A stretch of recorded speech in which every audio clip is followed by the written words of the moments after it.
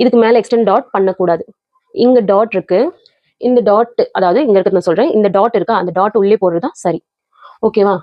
பர்ஃபெக்டாக ஸ்டிச்சஸ் எல்லாம் போடுறீங்க. பட் இந்த ஒரு கரெக்ஷன்ஸ் எல்லா இடத்துலையுமே வரணும்.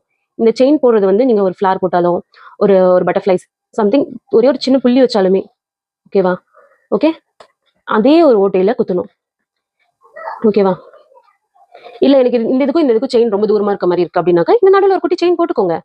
பட் இந்த ஓட்டைக்குள்ளே போட்டுட்டு அடுத்த ஸ்டிச்சு போடணும். இங்கே ஒரு ஸ்டிச் போட்டாச்சா, அந்த ஓட்டைக்குள்ளேயே போடணும். எக்ஸ்டெண்டாக ஒன்று எக்ஸ்ட்ரா பண்ணக்கூடாது.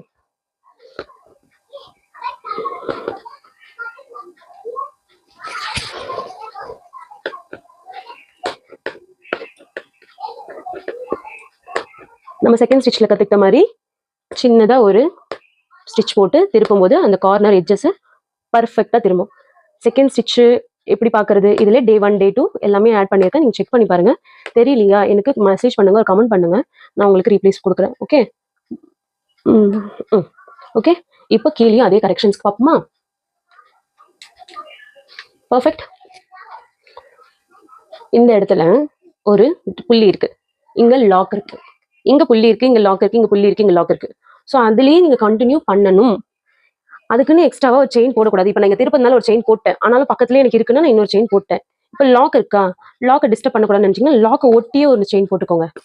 அப்போ தேர்ட் ஸ்டிச்சோட அந்த இடத்துல ஒரு செயின் அப்படி நீங்க போடும்போது அந்த பர்ஃபெக்ஷன்ஸ் பர்ஃபெக்டா இருக்கும். ஓகேவா? இப்படி கூட போடலாம். இதுக்கு என்ன வித்தியாசம் பண்ணுன்னு சொல்லவா?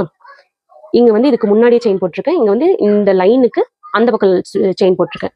அதனால நீட் ஃபினிஷிங் கிடைக்கும். இந்த ஒரு குட்டி குட்டி கரெக்ஷன்ஸ்னால நீட் ஃபினிஷிங்ஸ்லாம் நிறைய இருக்கு. அதனாலதான் உங்களுக்கு நான் இந்த ஒரு கரெக்ஷன்ஸை இந்த ஸ்டிச்சில் நான் சொன்னேன். ஏன்னா ஆல்மோஸ்ட் முடிக்க வந்தாச்சு, அட்வான்ஸ்ல அதே பிரச்சனை இருக்கக்கூடாது. ஓகேவா?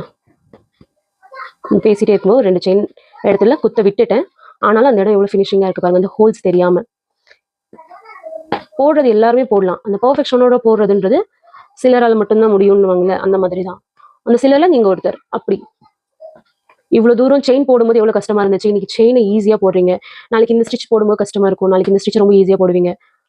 லைஃப் அப்படிதான், ஒன்னு கிராஸ் பண்ணும்போது ஒரு கஷ்டத்தை கொடுக்கும். இப்போ இங்க இருக்கா, இந்த இடத்துல நான் ஒரு செயின் போட்டு முடிக்காம இந்த செயின் இருக்கா, அந்த செயினை டிஸ்டர்ப் பண்ணி அதுக்குள்ள செயின் குத்துறேன்.